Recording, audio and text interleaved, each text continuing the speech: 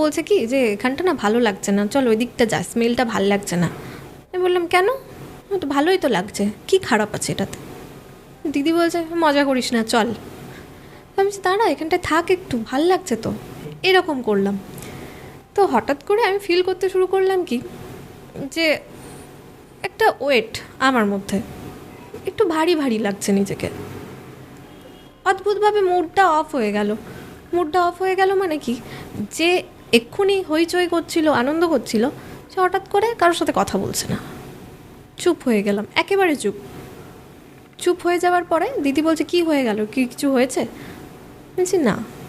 তো এবার একটু বিরক্ত বোধ দেখাচ্ছি সবাইকে। তারপর হোটেলে ফেরা হলো। হোটেলে ফেরার পর সবাই বসে রয়েছে, গল্প করছে, আড্ডা করছে। আমি একা, ভাল লাগছে না কাউকে, একটু একা থাকতে চাইছি। ভীষণ মন খারাপ, ভীষণ মুড অফ, হঠাৎ করেই অকারণে। তারপর যখন প্রায় রাত্রি 10:30, সবাই ঘুমাবে অলরেডি খাওয়া দাওয়া করে, বাড়ির সারাদিন ঘুরেছে ফিরেছে, আমার মনে হলো কি আমার ছাদে যাওয়া দরকার, এখানে ভাল লাগছে না কাউকে, মানে আমার একা থাকলে একটু ভালো হয়। চলে গেলাম ছাদে হোটেলের। আমার পাশের রুমে, মানে আমাদের পাশের রুমে যারা ভাড়া নিয়েছিল হোটেলটাতে, তারা গেল ওপরে। তারা গিয়ে দেখছে কি একটা বাচ্চা মেয়ে একা বসে রয়েছে, মানে আমি। আমাকে জিজ্ঞেস করলো কি হয়েছে? কিছু না, নর্মালি বসে আছি। ওরা আর অতটা না গুরুত্ব দিয়ে নিচে নেমে গেল। তারপর আমার 2 দিদি গেল ওপরে আমাকে ডাকতে। তখন সেম আমি বসে রয়েছি, মানে প্রচণ্ডভাবে মুড অফ করলে যেরকম হয় সেই রকমভাবে মুড অফ করে বসে আছি। দিদি জিজ্ঞেস করলো কী হয়েছে? কিছু হয়নি, খাবি চল। খেতে ভাল লাগছে না। ঠিক আছে, খেতে হবে না, চল গিয়ে ঘুমাবি, রাত হয়ে গেছে। চলে গেলাম নর্মালি। পরের দিনে আমাদের বেরোনোর আছে, একটু ঘুরে তারপরে বাড়ি বেরিয়ে যাব। যখন বেনারস বেরোবো, জিনিসপত্র প্যাকিং হচ্ছে, সমস্ত কিছু ভালো লাগছে না, মুড অফ, মানে রীতিমতো এবার কান্নাকাটি করব, বেনারস ছেড়ে আসবো না। মাকে বলছি প্লিজ থেকে যাও না, এখানেই কিছু একটা করো, বাট এখানে থেকে যাও, আমি যাব না বাড়ি। মা বলছে বাজে বকিস না, বাড়ি চল, বাড়ি গিয়ে স্কুল আছে, এই আছে, যেতে হবে স্কুল টুল। আমি বলছি থাকো না, আর কদিন তো থাকো, তারপরে চলে যাব, এরকম বলছি, বারবার করে বলছি। মা ভাবছে কি যে এখান থেকে যেতে ইচ্ছে করছে না, হয়তো এতদিন ছিল যেহেতু, কয়েকদিন ছিল। তো মা কোনোভাবে বুঝিয়ে বাজিয়ে জিনিসপত্র গুছানো করালো। তারপরে যখন আমরা বেরোনোর আগে বেনারসের যে অলিগলিগুলো, পাগলের মতো ছুটে বেড়াচ্ছি, সব যেন আমার চেনা, ওখানে কোনো কিছু অচেনা আমার নেই, এমন এমন ফিল করছি যে ওখানেই আমার পৈতৃক বাড়ি থেকে সমস্ত কিছু, ওখানে সমস্ত কিছু চেনা, আকাশ বাতাস সব কিছু আমি চিনি। একদম অলিগলি ছুটে বেড়াচ্ছি পাগলের মতো। তারপর রীতিমতো মামা আমার হাতটা ধরে বলছে চল বাড়ি চল, অনেক হয়েছে, অনেক ঘোরাঘুরি হলো, এবার বাড়িতে যেতে হবে। তো মানে বাড়ি যখন আসবো, ট্রেনে যখন উঠেছি, একভাবে বেনারসের দিকে তাকিয়ে আমি পুরো বাড়ি পর্যন্ত চলে এসেছি ট্রেন থেকে, মানে ওই দিকেই আমার মন পড়ে রয়েছে। তো বাড়ি আসলাম। বাড়ি আসার পরে আমি ফিল করছি যে আমার সাথে কেউ একজন আছে, হয়তো আমি তাকে চোখে দেখতে পাচ্ছি না, বাট আমি ফিল করছি অল টাইম আমার সাথে বসছে, আমার সাথে সাথেই রয়েছে, আমি যেখানে যাচ্ছি সেও সেখানেই যাচ্ছে। বাড়ির কারোর সাথে কথা বলছি না, মানে সম্পূর্ণ একা রয়েছি। না বাড়ির মায়ের সাথে কথা বলছি, না বাবার সাথে কথা বলছি, না ঠাকুমা, না বন্ধু বান্ধবী, কারোর সাথে দেখা করছি না। অথচ আমার কথা ছিল কি যে বেনারস থেকে ফিরে সমস্ত বান্ধবীদেরকে নিয়ে গল্প করব, বলবো যে আমি কোথায় কোথায় ঘুরেছি, স্কুলে সমস্ত কিছু বলবো, কোথায় গিয়েছিলাম না করেছিলাম। ওইসব সমস্ত কিছু বন্ধ। বাড়ি আসার পর থেকে সম্পূর্ণরূপে একা, মানে একটা রুমে বসে রয়েছি সারাক্ষণ, না দিদিদের সাথে কথা বলছি, না খাবার খাচ্ছি, না কিছু। তো মা ভেবেছে কি যে ওখান থেকে তো জোর করে নিয়ে আসা হয়েছে, আসতে চাইছিল না, হয়তো তার জন্য একটু রাগ, অভিমান, মন খারাপ এইসব কিছু হয়েছে। তো এগুলো যখন হতে থাকে মা আর অতটা কিছু বলেনি, ধীরে ধীরে ঠিক হয়ে যাবে। তারপরে কি হলো, বাড়িতে তো রয়েছি একাই, না খাবার খাচ্ছি, না কিছু করছি, আমার সাথে ফিল করছি যে কেউ আছে, ওই আমার সব, এটা ফিল করতে শুরু করলাম যে অল টাইম কেউ আমার সাথে আছে। আর মাঝে মধ্যে আমাকে এটা বলছে যে চল বেনারস ঘুরে আসি, চল বেনারস যাই, মানে মনে হচ্ছে কি অল টাইম যে আমাকে কেউ বলছে যে বেনারস চল, এখানে থাকিস না, বেনারস চল। তো আমাকে যখন মাঝে মধ্যে এটা বলছে তখন আমি চট করে গিয়ে মাকে বলছি চলো না বেনারসে যাই, চলো না বেনারস যাই। এবার মায়েরও কি হয়, একটা কথা 2বার বললাম 3বার বললাম, তারপরে তো বিরক্ত হবেই সেই মানুষটা। মা বিরক্ত হয়ে যায় যে বেনারসের ভূত এখনও নামছে না ওর মাথা থেকে, বেনারস থেকে বাড়ি চলে এলো। তো এরকম করতে করতে মা বলে তুই কদিন মামার বাড়ি ঘুরে আয়, ওখান থেকে তোর গেলে মনটা ঠিক হয়ে যাবে। এখানে হয়তো সবাইকে ছেড়ে আছিস, তো একসাথে এতদিন সবাই ছিলাম, হয়তো এই জন্য মন খারাপ করছে, যা মামার বাড়ি যা। তো মামার বাড়ি পাঠিয়ে দিল। আমার মামা কাজ করতো ব্যাংকে, আর মামা সবসময় বাইরেই থাকতো বেশিরভাগ টাইমটা। মামিও সেম টিচিং লাইনে ছিলেন, প্রচণ্ড বিজি। তো মামার বাড়িতেও আমাকে থাকতে হলে একাই থাকতে হবে। তো হঠাৎ করে মানে এটা ফিল হতো তো সব সময় যে আমার সাথে কেউ রয়েছে। তো ঘুমাতে যখনই যেতাম আমার সব সময় এটা মনে হতো যে আমি কোনো কিছু একটা চিতার ওপর শুয়ে আছি। বডি, ফুল বডি আমার জ্বলতো, মানে যেরকম একটা মানুষকে দাহ করলে যেটা হয় সেটা আমার মধ্যে আমি ফিল করতে পারতাম। তারপরে কি হতো, কোনো দিন রাত্রিবেলা কোনো প্রকারভাবে আমি ঘুমাতে তো পারতাম না, হয়তো সকালে বা ভোরের দিকে 1 ঘন্টা কি 2 ঘন্টা কোনো প্রকারভাবে ঘুমাতে পারতাম, রাত্রিবেলা না আমি ঘুমাতে পারতাম না কিছু। তো এটা হতো। হঠাৎ একদিন মামি না তাড়াতাড়ি বাড়ি আসে, কোনো কারণে মামি তাড়াতাড়ি ছুটি হয়ে যায়, তো বাড়ি আসে মামি এসে যখন আমার রুমের দরজাটা খোলে তখন দেখছে কি আমি বসে রয়েছি, একাই বসে রয়েছি, কেউ আমার সাথে নেই, কিন্তু কারোর সাথে কথা বলছি। আচ্ছা। তো এটা মামি দেখে আমাকে কিছু না বলেই আবার দরজাটা লক করে দেয়, তারপরে চলে যায়। তো আমি একাই তখনও কন্টিনিউ নিজে নিজে কথা বলছি। তো মামি ভাবে কি যে এটা কি দেখলাম, মামি নিজে বুঝতে পারছে না। তো তারপরে বলছে না, যে মামার সাথে ডিসকাস করা উচিত। মামা বাড়ি ফেরে, মামার সাথে রাতে ডিসকাস করে মামি যে ও একা কথা বলছিল, আমি এটা দেখেছি ওকে। মামা বলছে কি দেখেছো, বাচ্চা মেয়ে, ও খেলছিল হয়তো, ওইসব পাত্তা দিও না। বলছে না তুমি একটা ডক্টর দেখাও, এখন কারোর সাথে কথা বলে না ঠিকভাবে, কিছু তো হয়েছে। মা বলছে ডক্টর কেন দেখাবো? মাই বলছে না ও দেখো আগের থেকে কত চুপচাপ হয়ে গেছে, খাবার খাচ্ছে না, তারপর দিন অনেক ওয়েটটা লস হয়ে গেছে। মানে আমি ছোটোবেলা থেকে অনেক হেলদি ছিলাম, তো ওই বেনারস থেকে ফেরার পর থেকে আমার ভীষণ পরিমাণে ওয়েট লস হয়, মানে প্রচণ্ড পরিমাণে রোগা হয়ে যায়, প্লাস আমার তো ডার্ক সার্কেল পড়েই যায় চোখের নিচে একদম। তো এগুলো অস্বাভাবিক লাগে মামির কাছে। মামি বারবার করে মামাকে বলতে থাকে যে ডক্টর দেখাও। মামা বলছে ঠিক আছে, আমি ছুটিটা পাই, সানডে আসুক, দেখিয়ে নেব, 2 দিন দেখো। তো এবার ঘটনাটা ঘুরে যায় সেখান থেকে, যেদিন হঠাৎ রাত্রিবেলা প্রায় 12:30 নাগাদ আমি বাথরুমে গেছি, বাথরুমটা ভেতর থেকে আমি লক করেছি, চিৎকার করছি আমি যাব না। তো স্বাভাবিকভাবে মামা মামি দুজনেই ছুটে আসে, বাথরুমের কাছে এসে দরজা ধাক্কাচ্ছে, কি হয়েছে। আমি সেম কথা, আমি যাব না, চিৎকার করছি ভীষণ পরিমাণে। তারপরে হঠাৎ করে কান্নাটা বন্ধ হয়ে গেল, মানে আমি ওপার থেকে আওয়াজটা পুরোপুরি বন্ধ করে দিলাম। মামা মামি দরজা তখনও ধাক্কিয়ে যাচ্ছে। তারপরে শুরু হলো আমার হাসি, অদ্ভুত পরিমাণে বিচ্ছিরিভাবে হাসছি। মামা মামি তখন বুঝতে পারছে না যে কী হচ্ছে ভেতরে। তারপরে পাশের বাড়ি যে থাকে মামাদের, ওই দাদাটাকে ডেকে নিয়ে আসলো। ও কোনোভাবে দরজাটা ভাঙলো, দরজাটা ভেঙেছে, দেখছে আমাকে, আমি বাথরুমের একটা কোণে হাঁটু দুটো জোড়ো করে এইভাবে বসে রয়েছে, এইভাবে দেখছি, চোখ দুটো, জাস্ট আমার চোখ দুটো দেখছে ওকে। তো ও যখন আমাকে দেখে, ও স্বাভাবিকভাবে একটু ভয় পায় যে এইভাবে কেন বসে আছে, কারোর মাথায় নেই কিছুই। তো ও আমাকে যখনই আমার হাতটা ধরে ওখান থেকে উঠিয়ে আনতে আসে, তখন আমি ওর হাতটা জাপটে ধরে নিই। এবার আমি যে ওর হাতটা ধরেছি না, আমার মামা ছাড়াতে পারছে, মামা মামি দুজনে মিলে কেউ ছাড়াতে পারছে না আমাকে, ওর হাতটা তো ছাড়াতে তো পারছে না। আমি যে হাতটা ধরে রয়েছি ওখানটা পুরো ওর চিড়ে দিয়েছি আমি ভীষণ বাজেভাবে, ও ছাড়াতে পারছে না। তবুও এটা হয়, কোনোভাবে কোনো প্রকারভাবে ওখান থেকে আমাকে বার করে নিয়ে আসে, সেই দিনের মতো শান্ত করে ঘুম পাড়িয়ে দেয়। কিন্তু আমি কিছুতেই ঘুমাচ্ছি না, আমাকে শুইয়ে দিচ্ছে, আমি উঠিয়ে যাচ্ছি, শুইয়ে দিচ্ছে, উঠে যাচ্ছি, একই কথা বলছি তখনও, বেনারসে নিয়ে চলো, আমাকে বেনারসে দিয়ে আসো, আমি এখানে থাকবো না, বেনারসে দিয়ে আসো। একটাই কথা বিড়বিড় করছি। এবার সেই কথাটার জন্য মামা মামি দুজনেই ভীষণ বিরক্ত হয় যে এত এইসব করার কি আছে, বেনারসে গিয়েছিলাম আবার যাব ছুটি পেলে।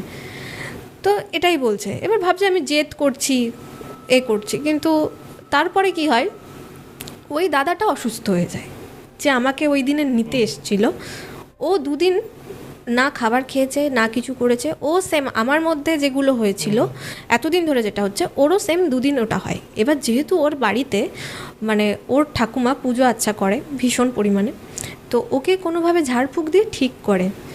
কিন্তু এবার যেহেতু আমার মামি পুজো, ঠাকুর, ভূত পেত কিছুতেই বিশ্বাস করে না, আর না বাড়িতে কোনো মানে পুজো আচ্ছা হয় মামিদের। এটাই হচ্ছে মামিদের বাড়ির মধ্যে সবথেকে বড় একটা মানে ঘটনা, যে মামিদের বাড়িতে কোনো দিন পুজো হয়নি, কোনো প্রকার কোনো পুজোই করেনি মামি। ঠাকুরের মূর্তি আছে কিন্তু পুজো করে।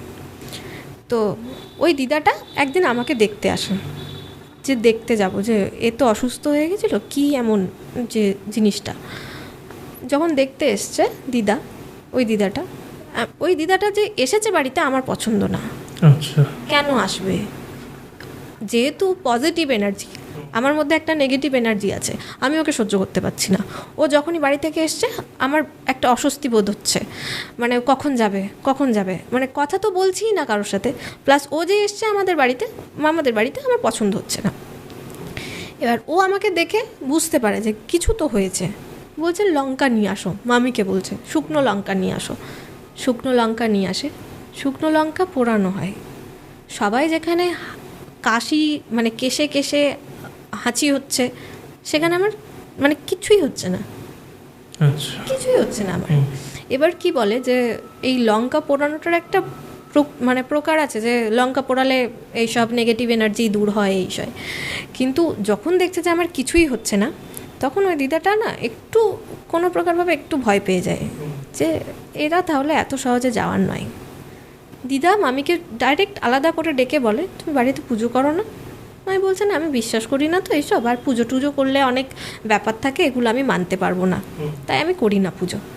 বলছে বাড়িতে পুজো করা স্টার্ট করো, বাড়িতে পুজো করা স্টার্ট করো, তুমি বুঝতে পারবে নিজেই। তো কথা মতো মামি যে মূর্তিগুলো ছিল ওগুলোকে পুজো করা স্টার্ট করে। যখনই পুজো হচ্ছে তখন আমার ভালো লাগছে না। যখন পুজো হচ্ছে, যখন মামি পুজো করছে, মামির প্রতি একটা বিরক্তি চলে আসছে আমার। তুমি পুজো কেন করছো এরকমভাবে প্রশ্ন করছি মামিকে। মামি কোনো উত্তর দিচ্ছে না। এবার মাঝে মধ্যেই বারবার গিয়ে চলো বেনারসে যাই, মামাকে গিয়ে বলছি বারবার, মামা বাড়ি আসলে, মামা বেনারস যাবে, চলো না বেনারস যাই, এটা বারবার বলছি। এবার যখন দিন দিন আরও জিনিসটা ঘটতে থাকে, মামি একদিন হঠাৎ করে বলছে, আই তো তোর মাথায় একটু তেল লাগিয়ে দিই। মাথায় তেল লাগানোর জন্য আমাকে নর্মালি ডেকেছে। আমার যখন চুলটা এইভাবে তুললো ঘাট থেকে, দেখছে কি এইরকমভাবে লম্বা করে এতটা পুরো আঁচড় পিঠের মধ্যে। মামি দেখে বলছে কি, তোকে কি বেড়াল টেরাল কিছু আঁচড়েছে? আমি বলছি না, ওসব কিছু না। বলছে চল তাহলে একটা ডক্টরের কাছ থেকে একটা টিটেনাস নিয়ে আসিস। আমি বলছি না ওইসব কিছু না, ওইসব ছাড়ো তো, কিচ্ছু হয়নি আমার। এরকম করছি, মানে যাবো না আমি কোথাও। তো মামি জিনিসটাকে আবার করে দেয়। তারপর মামাকে বলে যে ওর পিঠে আমি এরকম দাগ দেখলাম, এটা কিন্তু ঠিক না। মা বলছে কি বলছো এইসব? বলছি হ্যাঁ ঠিকই বলছে। মামি তারপর দিন দিন যখন এইসব হতে থাকে, মামির বাড়িতে যেহেতু রয়েছি, তার তো একটা টেনশনের কারণ হবেই। তারপর আমার বাবা মাকে বলে যে তুমি একটা ভালো ওঝা দেখো, ওর মধ্যে কিন্তু আর আগের ও নেই, পুরো টোটালি চেঞ্জ হয়ে গেছে ও, তোমরা একটা কিছু করো, নাহলে আমরা এখান থেকে ট্রাই করছি। এবার আমার মা যেহেতু হাউসওয়াইফ, আমার মা এইসবে ভীষণ বিশ্বাস করে, ভূত প্রেত পিশাচ। তো বলছে তোমাদের বাড়ির সামনেই যিনি মহিলা আছেন উনি কিছু করতে পারবে না? মামি বলছে না, উনি করেছেন, লঙ্কা পুড়িয়েছেন, বাট কিছু হয়নি, এটা ওনার পক্ষে করা পসিবল নয়। তারপর আমাদের ওইখানেই একজন বৈকুণ্ঠপুর বলে একটা জায়গা আছে, ওখানে একটা জাগ্রত মন্দির আছে, কালী মন্দির।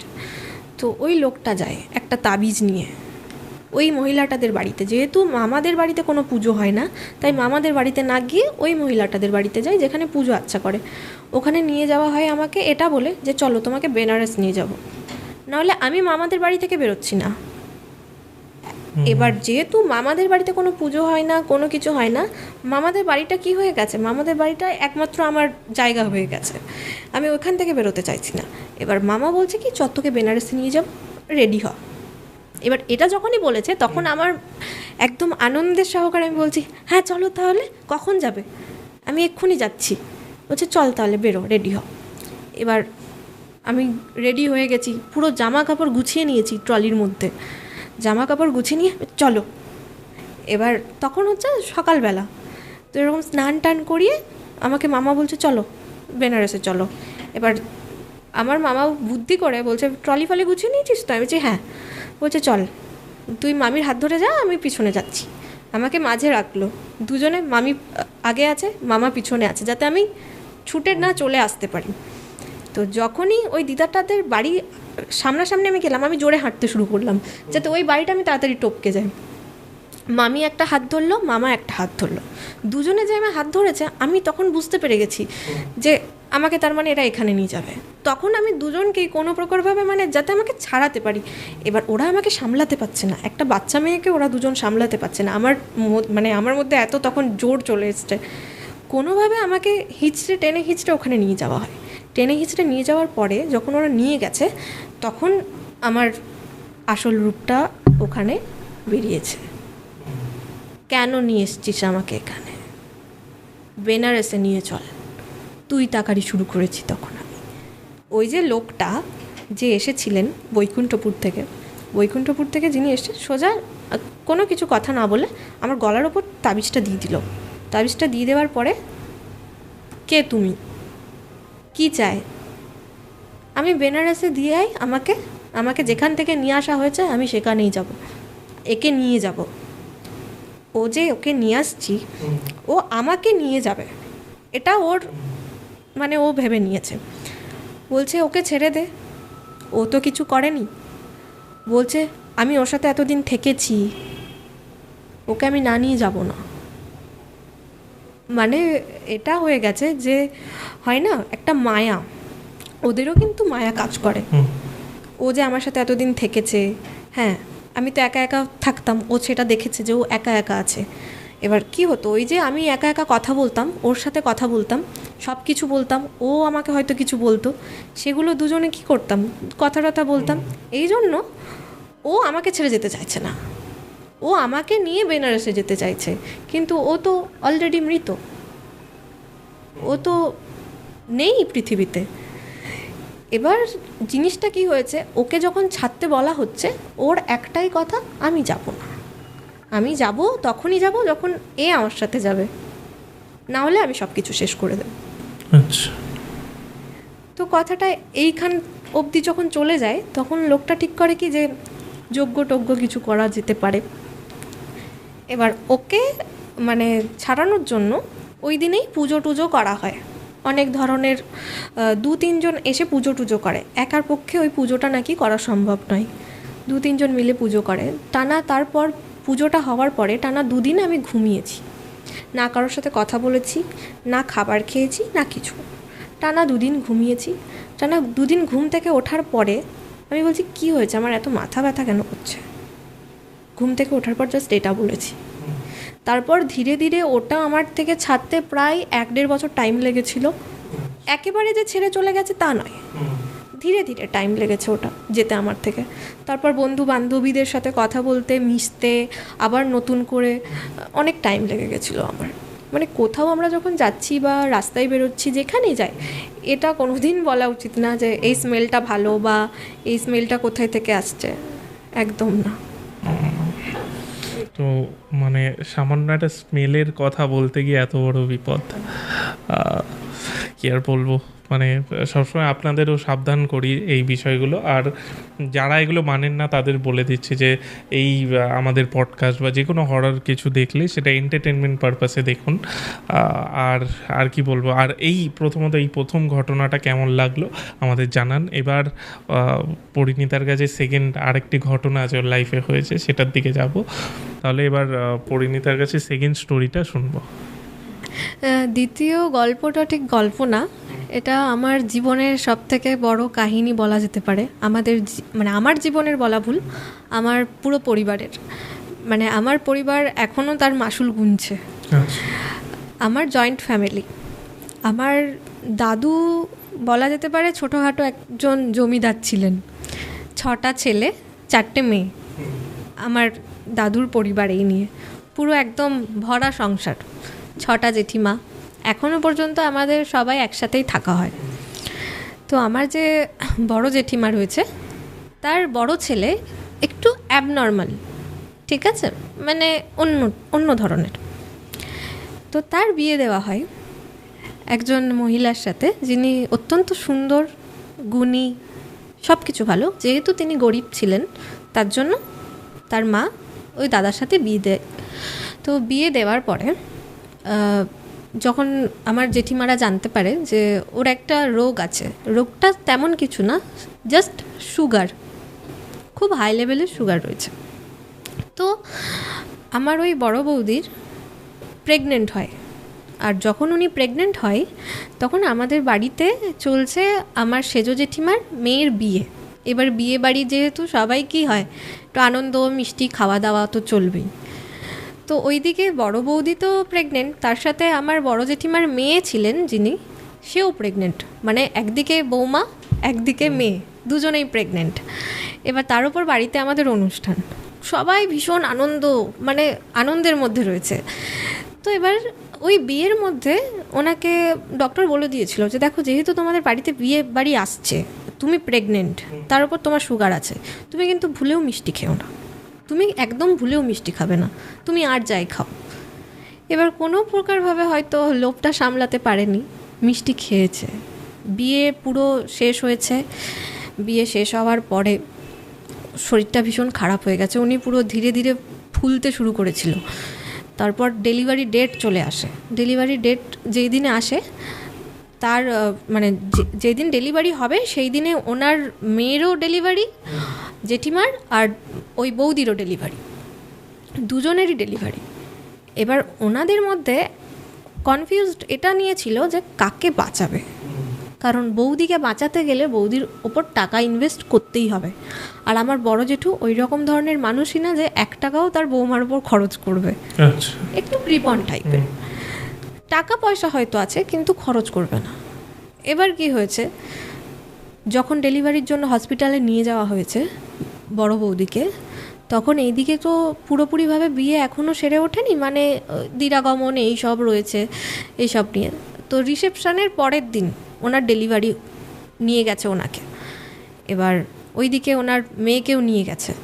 তো আমরা শুনতে পাই কি যে বৌদি আর নেই, মারা গেছে। এইদিকে বিয়েবাড়ি এখনও ঠিক করে কেটে ওঠেনি। তো যার বিয়ে হয়েছে তাকে জানানো হয়নি যে বৌদি মারা গেছে। সে জানে বৌদি বেঁচেই আছে। সে ওই দিক থেকে ফোন করে বলছে কি, রিসেপশনের পরের দিন বলছে, হ্যাঁ ওই বৌদিটার কি হলো, ছেলে হয়েছে না মেয়ে হয়েছে গো, এরকম সে ফোন করে জিজ্ঞেস করছে। বৌদি ভালো আছে এরকম জিজ্ঞেস করছে। অত্যন্ত ভালোবাসত, যার বিয়ে হয়েছে তাকে মানে নিজে হাতে সাজিয়েছে বিয়ের দিনে, এরকম। তো সম্পর্কটা যেহেতু দুজনের মধ্যে ভালো, দুজনের মধ্যে এরকম একটা বিশ্বাস যে বৌদিরকে আমি গিয়ে দেখবো। আর ও ভেবেছে কি যে ও বাড়িতে আসবে দিরাগমনে, এসে বৌদির বাচ্চাটাকে দেখবে, বৌদির জন্য কিছু একটা নিয়ে আসবে। ও বৌদির জন্য শাড়িও অলরেডি কিনে ফেলে।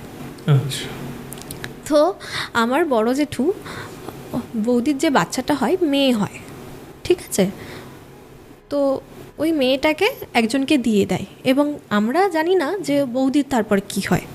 বৌদিকে আমরা দাহ যে করার জন্য যে নিয়ে আসবে সেটাও কিচ্ছু করেনি। মানে হসপিটাল থেকেই আমরা শুনি যে বৌদি আর নেই, বৌদির একটা মেয়ে হয়েছে, বৌদির মেয়েকে অন্য কাউকে দিয়ে দিয়েছে বড় জেঠিমা। যেহেতু ওনার মেয়ে হয়েছে আর বৌদিরও মেয়ে হয়েছে, তাই নিজের মেয়েকে নিয়ে চলে এসছে, কিন্তু বৌমাকে আনে না। তো তো এটা নিয়ে বাড়ির মধ্যে একটু অশান্তি হয়।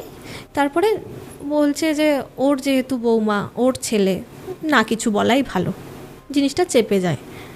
এবার দিরাগমনে আসে দিদি, জামাইবাবু। তখন জানি দিদি যে মারা গেছে। দিদি যে শাড়িটা এনেছিল সে শাড়িটা বড় জেঠিমার হাতে দেয়। বড় জেঠিমার হাতে দিয়ে বলে, শাড়িটা তুমিই পরো। একটু রাগ করেই বলে যে শাড়িটা তুমিই পরো, আমি বৌদির জন্য নিয়ে এসেছিলাম, তুমিই পরো। শাড়িটা নিয়ে নেয় বড় জেঠিমা। এবার বিয়ের যে ভিডিও যেগুলো হতো তখনকার দিনে কি হতো, একটা করে ক্যাসেট দেওয়া হতো। ওই বিয়ের ক্যাসেটটা নিয়ে এসে চালানো হয় বাড়িতে। বিয়ের ক্যাসেটটা যখনই চালানো হয় বাড়িটা পুরো ফিনাইনের গন্ধে ভরে গেল, হঠাৎ করেই, কোনো কারণ ছাড়াই। ফিনাইনের গন্ধ কোথায় থেকে আসছে? হসপিটালে যেরকম গন্ধ থাকে সেরকম গন্ধ। গন্ধটা ধীরে ধীরে চলেও গেল, নর্মাল হয়ে গেল। এবার আমরা অতটা না ভেবে চুপ করে বিয়ের ক্যাসেটটা দেখে তারপরে চলে যাই। তারপরে ওই দিদি, যার বিয়ে হয়েছিল, হয় না নতুন বউকে একটু বেশি অ্যাট্রাক্ট করে, তো ওই দিদি খোলা চুল নিয়ে, ওর চুলটা অনেক বড় ছিল, চুলটা এরম করে ছাদের ওপর ঝুলিয়ে এরম করে বসে ফোন দেখছে বা কিছু একটা করছিল। তো সেই সময় বড় জেঠিমা আসে। বড় জেঠিমা এসে বলছে, নানান রকম গল্প সংসারের করছে, যে কেমন শ্বশুরবাড়ি, এই সেই। ও গল্প করতে করতে হঠাৎ ও বড় জেঠিমাকে না বলতে শুরু করলো, তোমাকে এসব বলে কোনো লাভ নেই গো, তুমি আর কি করে বুঝবে, এরম বলে চলে যায়। যে বড় জেঠিমা বলছে, বাবা এর আবার কি হলো? আগেকার দিনের মানুষগুলো কি বলে যে এর আবার কি হলো, ঠিক আছে কোনো ব্যাপার না, চলে গেছে। তবে চলে যাওয়ার পরে এবার ওই দিন সন্ধেবেলায় ওই দিদি বসে আছে খাটের ওপর বসে বসে বলছে, আমার বেলায় যত এইসব, মানে নিজে নিজে ভুলভাল বকছে আর কি, আমার বেলা যত এরকম, নিজের মেয়ের বেলা তো কিচ্ছু না, এরম বলছে। এবার জামাইবাবু ভাবছে যে হয়তো ওর বোনের জন্য বলছে, মানে যেহেতু ওর বোন আছে, বলছে তোমার আবার কিসের রাগ হলো, তোমার তো এই তো নতুন বিয়ে হলো, কী রাগ হলো? দিয়ে ও এরকম বিড়বিড় করছে, আমার বেলা কিচ্ছু না, নিজের মেয়ের বেলা এইসব, নিজের মেয়ের মেয়েকে এত যত্ন করছে, আর আমার মেয়েটার বেলা দেখো এরম বলছে। তখন এবার জামাইবাবু বলছে, তুমি কি ভুলভাল বকছো? দিয়ে ওর গায়ে হাত দিয়ে দেখছে কি ভীষণ জ্বর এসছে ওর। দিয়ে ওকে বলছে, জ্বর কোথায় থেকে আসলো? দিয়ে ওষুধ টষুধ খাওয়ালো, ওকে ঘুম পাড়িয়ে দিল। তারপর এবার ওকে বলছে কি, জেঠিমা যে তুই তো নতুন বিয়ে হয়েছে, তুই বাড়ি চলে যা, আমাদের বাড়িতে এখন এইসব চলছে, তো চলে যা। দিয়ে দিদিকে বুঝিয়ে বাজিয়ে ওকে পাঠিয়ে দেয় বাড়িতে। এবার জামাইবাবু হঠাৎ করে ফোন করে বলছে ও প্রচণ্ড মিষ্টি খাচ্ছে। আচ্ছা, ও প্রচণ্ড মিষ্টি খাচ্ছে, কিন্তু দিদি কোনোদিন মিষ্টি খেত না, মানে ও মিষ্টি জিনিসটা পছন্দই করতো না। বলছে ও খালি বলছে কি মিষ্টি নিয়ে আসো, মিষ্টি খাবো, এই শুধু মিষ্টি দিয়ে মুড়ি মাখিয়ে মিষ্টি খাচ্ছে, মানে অদ্ভুত। আমি বলছি হ্যাঁ। এবার বাড়ির সবাই বলছে, নতুন বিয়ে হয়েছে তো এখন অনেক মানুষের শখ আহ্লাদ পাল্টাবে, হতে পারে। জিনিসটা চেপে যাওয়ার পরে এবার একদিন শুরু হয়, আমি আমার মেজদি ঘুমাচ্ছি, আমার বাবা মা বাইরে ঘুমাচ্ছে রাত্রিবেলা। তখন যেহেতু গরমকাল, ভীষণ গরম, ওরা বাইরে একটু শুয়ে রয়েছে। আমার মেজদি পুরো ঘেমে গেছে, চিৎকার করছে, মা এদিকে আসো, মা এদিকে আসো। মা ছুটে এসেছে বাড়িতে, বলছে কি হয়েছে? বলছে বৌদি। আমার দিদি বলছে, বৌদি এখানটায় ছিল দাঁড়িয়ে। আমার মা বলছে, তুই স্বপ্ন দেখেছিস? বলছে, না মা বিশ্বাস করো আমি দেখেছি। আর মেজদি কোনোদিন মিথ্যে কথা বলে না। এইভাবে যখন বলেছে যে বৌদি আমি দেখেছি, তখন এবার বলছে যে শুরু হয়ে গেছে জ্বালানো, মানে সবাই এটা বলছে শুরু হয়ে গেছে জ্বালানো, এবার জ্বালাবে। এই যে বলাটা শুরু করেছে, তারপর থেকে সত্যিই আমাদের বাড়িতে কোনো দিন শান্তি ছিল না। আজকে আমার দিদি চিৎকার করছে, কালকে আমার অন্য জেঠিমার মেয়ে চিৎকার করছে, বৌদি, এরম একটাই কথা, বৌদি এসেছিল, বৌদিকে দেখলাম, মানে স্পষ্টভাবে দেখা দিচ্ছে মানুষকে। এবার একদিন হয়েছে, আমার জেঠিমা, সেজো জেঠিমা, যার মেয়ের বিয়ে হয়েছে, ও ঘুমাচ্ছিল দুপুরে ঘুমাচ্ছিল। আর ওদের না এইটুকু মতো একটা জানলা আছে ওদের বাড়িতে, মানে যেটা খুব কম খোলা হয়। এবার ওই জেঠিমাটা যেহেতু খুব ভালোবাসতো ওই বৌদিটাকে, তো ওই কথাটা চিন্তা করেই হয়তো ঘুমাচ্ছে, মানে চোখটা জাস্ট লেগে এসছে, তখন ওই জানলাটা থেকে না, মানে হয় না মৃদু গলায় ডাকে, যেটাকে বড় মা, এরম করে ডেকেছে কেউ, ঠিক এবার আমার জেঠিমা ধীর করে উঠে বলছে, হ্যাঁ কে? এইরকম পুরো স্পষ্ট শুনতে পেয়েছে যে বড় মা এরকম করে ডেকেছে জানলাটা থেকে। তো ওই বড় জেঠিমার পুরো গায়ে পুরো কাঁটা দিয়ে উঠেছে যখনই ওই ডাকটা শুনেছে। ওই ডাকটা শোনার পরে উনি না এবার ঠাকুরের যে ঘরটা আছে আমাদের অনুকূল ঠাকুরের খুব ভক্ত। তো ওই জেঠিমা অনুকূল ঠাকুরের কাছে গিয়ে মানে খুব কান্নাকাটি করছে যে এবার আমাদের কি হবে, আজকে একে দেখা দিচ্ছে, কালকে ওকে দেখা দিচ্ছে, আজকে আমি স্পষ্ট ডাক শুনলাম, ও তো এই বাড়ি ছেড়ে যাবে না, এবার আমাদের কি হবে। সবার মাথায় এটাই চিন্তা। এবার রাত বিরিতে আমরা কেউ ঘুমাতে পারতাম না। কি হতো, রান্নাঘরের সমস্ত বাসনপত্র পড়ে গেল, হুট করে সমস্ত কিছু পড়ে গেল। এবার কেউ উঠিয়ে দিয়ে আসছে, আবার পড়ে গেল, এইরকম হতে থাকতো। তারপর আমাদের ছাদের ওপর ওই যে ধানগুলো মেলা থাকতো, ধান মেলার পরে এই একটা লোহার একটা জিনিস থাকতো যেটা দিয়ে ওই ধানগুলোকে উল্টানো হতো, ঠিক আছে। এবার ওইটা মাঝরাত্রিবেলা কেউ টানছে ছাদের ওপর, আমরা পুরো স্পষ্ট শুনতে পেতাম এরকম আওয়াজ, নিজে শুনেছি, আমার ঠাকুমাও শুনতে পাচ্ছে। ঠাকুমা বলছে যা, এবার কি হবে, এতদিন যেটা হয়নি এবার সেটা হচ্ছে। ওই রকম কেউ টানছে ছাদের ওপর থেকে, তারপরে ছাদের ওপরে কেউ পুরো হাঁটছে, আমরা বুঝতে পারছি, জিনিসপত্র পড়ে যাচ্ছে, এরকম হতেই থাকছে। মানে প্রত্যেক দিন আমাদের বাড়িতে কিছু না কিছু হচ্ছে। বাড়িতে রিলেটিভসরা আসা বন্ধ করে দিয়েছে, কেউ আসছে না, যার নতুন বিয়ে হয়েছে তারকে আসতে দিচ্ছে না। আর ওইদিকে ও ওই রকম যেহেতু আচরণ করছিল, তাতে ওকে কী করলো, ওর বর বাইরে নিয়ে চলে গেল, বাইরে নিয়ে চলে গেল। তারপর ওখানে গিয়ে নর্মাল হলো। কিন্তু এইদিকে আমাদের বাড়িতে এমন অশান্তি শুরু হতে লাগলো যে শেষই হচ্ছে না। তো একদিন কি হয়েছে, এরকমই ঘটনা যখন হতে থাকছে, একদিন ঘুম থেকে উঠে দেখেছি দরজাটা খুলেছে আমার মা, আমাদের বাড়িতে যে কুকুরটা পোষা ছিল সে মারা গেছে, বাড়ির দরজার সামনে পড়ে রয়েছে। এরকম অদ্ভুত অদ্ভুত বাজে ঘটনা বাড়িতে হতে থাকছে। তখন কি হলো, যখন পুরো জিনিসটা একদম সহ্যের সীমার বাইরে পেরিয়ে গেল, তখন দাদু বড় জেঠুকে ডেকে পাঠালো, ওকে ডাকো। গেল, যেহেতু বাড়ির বড় সব থেকে, এখনও দাদু ডেকেছে, তুই কি এমন করেছিস যে এত আমাদের জ্বালা পোহাতে হচ্ছে? আমার জেঠু জাস্ট একটাই কথা বলল, আমি কিচ্ছু করিনি, আমি কি করব, আমি কিচ্ছু করিনি, মারা গেছে ব্যাস, আবার কি, এটা বলে জেঠু চলে যায়। এবার দাদুর তো চিন্তা যে আমার বাড়িতে তো আরও এতগুলো সদস্য আছে, এরা তো আজকে কুকুরটা মারা গেছে, কালকে যদি বাড়ির কারোর কিছু হয়ে যায় তখন কি হবে। আমার দাদু পুরো বট গাছের মতো ছিল, সবাইকে আগলে ধরে ভালোবাসতো। এবার দাদুর যখন এইগুলো দেখছে, দাদু কিছুই ঠিক করতে পারছে না, ঠাকুমাও কিছু করতে পারছে না। তো আমাদের বাড়িতে যখন কোনো পুজো ঠিক হচ্ছে, ঠাকুরমশাই ঠিক হচ্ছে, তখন ঠাকুরমশাইয়ের শরীর খারাপ হয়ে যাচ্ছে, তাই তিনি আসতে পারছেন না। এবার আমাদের বাড়ির পিছনে একটা বড় বাঁশঝাড় আছে, ঠিক আছে। তো তারপরে রাস্তা, আমাদের বাড়ি বাঁশঝাড়, তারপর রাস্তা। তো যখন কেউ রাস্তা থেকে ক্রস করতো, মানে ওই যে আমাদের বাড়ি আর বাঁশঝাড় এই দুটোর মাঝখানে কাউকে একজনকে দেখতে পেতো, কেউ একজন মহিলা দাঁড়িয়ে আছে খোলা চুলে, আচ্ছা, সবাই দেখতে পেতো এটা। এবার এই যে ওই দেখার কারণে কেউ ওই দিক থেকে আর আসছে না, মানে ওই জায়গাটা ধীরে ধীরে বন্ধ হয়ে গেল, ওই রাস্তাটা, ওই রাস্তা থেকে কেউ যাতায়াত করছে না, এইরকম হয়ে গেল। এবার আমার একদিন মেজো জেঠিমার মেয়ে, ও কলেজ থেকে বাড়ি এসছে, প্রায় সন্ধ্যা হয়ে গেছে। এবার আমাদের যেহেতু গ্রাম সাইড, তখন সন্ধ্যে 6-7টার পরে তুমি অটো টোটো কিচ্ছু পাবে না। তো ও সাইকেল চালিয়ে যেত, প্রায় ওর 1 ঘন্টা দূর কলেজ, ও সাইকেল চালিয়ে আবার আসতো। এবার সাইকেল চালিয়ে আস্তে আস্তে ওর সেই দিন বেজে গেছে প্রায় 6:30-7টার মতো বেজে গেছে।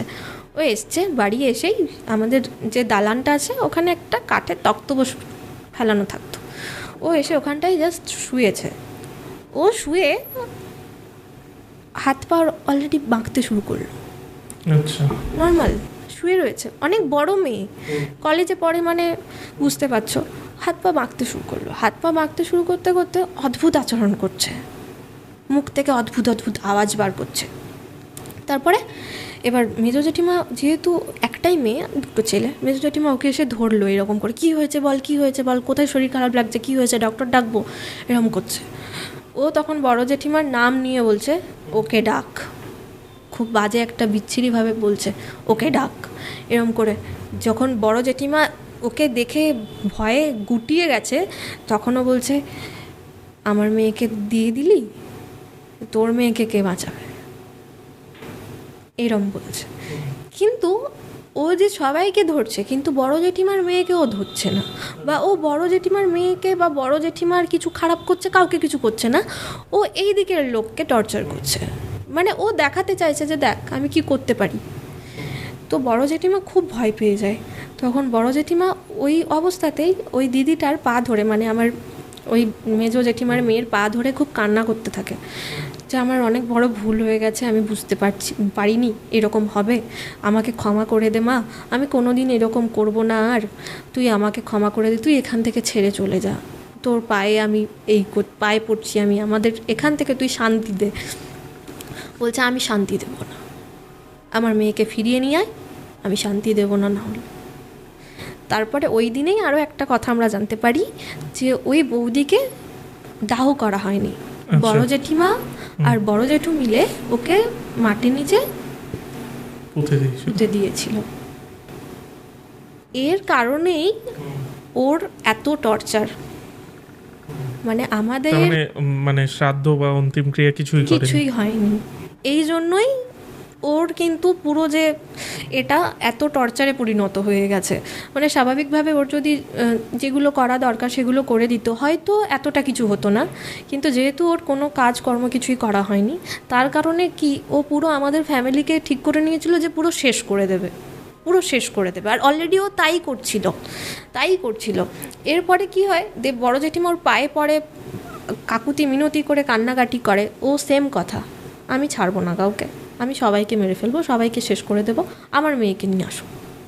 অলরেডি তো মেয়েকে দিয়ে দিয়েছে, যার কাছে দিয়েছে তার কোনো ছেলে মেয়ে হয়নি, সে তো দিবে না। আর তার কাছে যখন যাই বড় জেঠিমা, মেয়েটা তখন হয়তো ওই 6-7 মাসের, তখন গেছে অলরেডি 6-7 মাস ধরে আমাদের বাড়িতে প্রবলেম চলছে। মেয়েটার কাছে যখন যাই, মেয়েটাকে নিতে চাই, তখন তাদের বাড়ির লোক না করে দেয়, আমরা দেব না, আমরা কেন দেব, আমরা তো টাকা দিয়ে নিয়েছি, মানে টাকাও নিয়েছে, মানে যেটাকে বলা যায় বিক্রি করে দেওয়া, বিক্রি করে দিয়েছে, ওই টাকা নিয়ে নিজের মেয়ের ট্রিটমেন্ট করেছে আমার বড় জেঠিমা, ওই জন্য ওর এত ক্ষোভ।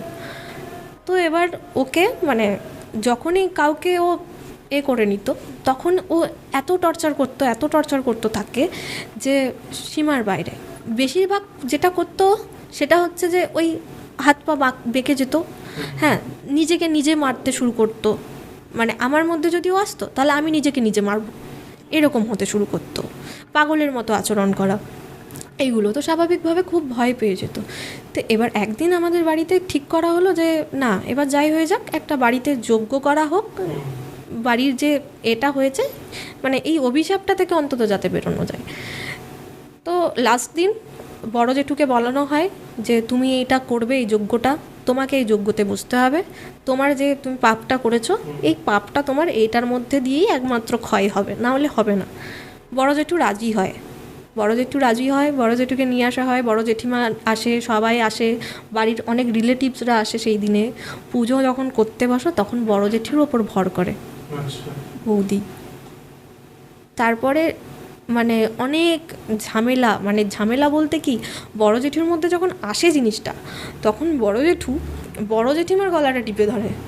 আচ্ছা, দুজনের মধ্যেই আসছে, বড় জেঠুর মধ্যে এসছে, তখন বড় জেঠিমার গলাটা টিপে ধরে বড় জেঠু। তখন বলতে থাকে কি, তুই আমাকে মাটির নিচে করেছিস তোরা দুজনে মিলে, এখন দেখ আমি তোদের দুজনকে কিভাবে শেষ করব, আমাকে তাড়ানোর জন্য যজ্ঞ করবি তোরা, এরম মানে অলরেডি থ্রেট দিতে শুরু করে দিয়েছে। তখন অনেক ঠাকুরমশাই বসে রয়েছে, কেউ কিচ্ছু করতে পারছে না, সবাই দেখছে ওর দিকে তাকিয়ে। তখন আমার দাদু মানে যেটা করলো, আমার জেঠু অলরেডি গালাগালি দিচ্ছে আমার দাদু। আর একটা জিনিস কি, ভূতেদের বা প্রেত পিশাচ যাই হোক, ওরা গালাগালিটা নিতে পারে না। যখন গালাগালি দিতে শুরু করে, আমার দাদু জুতো নিয়ে আসে, জুতো নিয়ে ওই বড় জেঠুর গালেই মারতে থাকে, গালাগালি দিতে থাকে।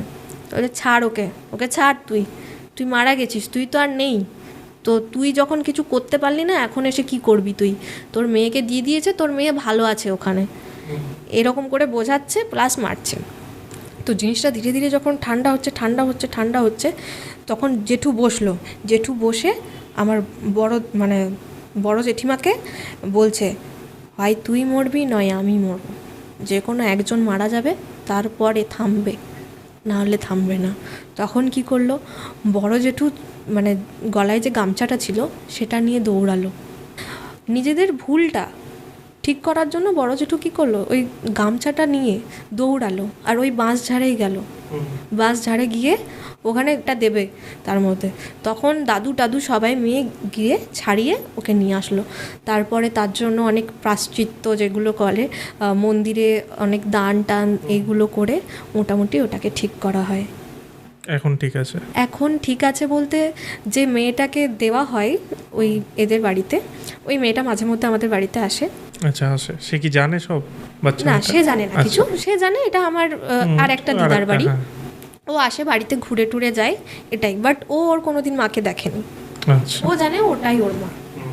আর হয়তো বৌদি দেখছে যে ও এখন ভালো আছে, এখানে থাকলে হয়তো এতটা ভালো থাকতে পারতো না। তো এইগুলো নিয়ে ধীরে ধীরে শান্ত হয়। ওর যে যেগুলো হয় না মারা যাওয়ার পরে যেগুলো করতে হয় বৌদি, ওগুলোও করে। ওই কোথাও গিয়ে একটা কিছু করে আসে, তারপরে জিনিসটা ঠিক হয়। হ্যাঁ, ওইগুলো করে বড় জেঠিমা আর বড় জেঠু মিলেই করে। সেটা আমার দাদুই নিয়ে গেছিলো ওদেরকে, দিয়ে ঠিক হয় জিনিসটা।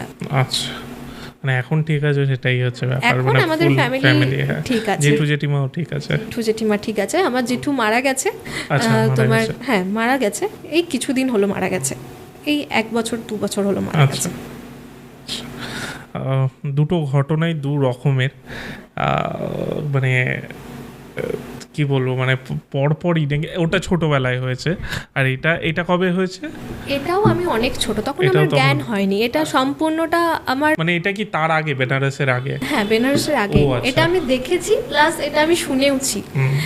আমাদের বাড়িতে এখনো যখন কারেন্ট চলে যায় বা কিছু, তখন এই গল্পগুলো খুব মাঝে মধ্যে হয় যে এইরকম হয়েছিল, এইরকম হয়েছিল। সমস্তটা ঠাকুমা, আমার এখনো ঠাকুমা বেঁচে আছেন, ঠাকুমার কাছে শোনা, মায়ের কাছে শোনা যে এরকম হয়েছিল।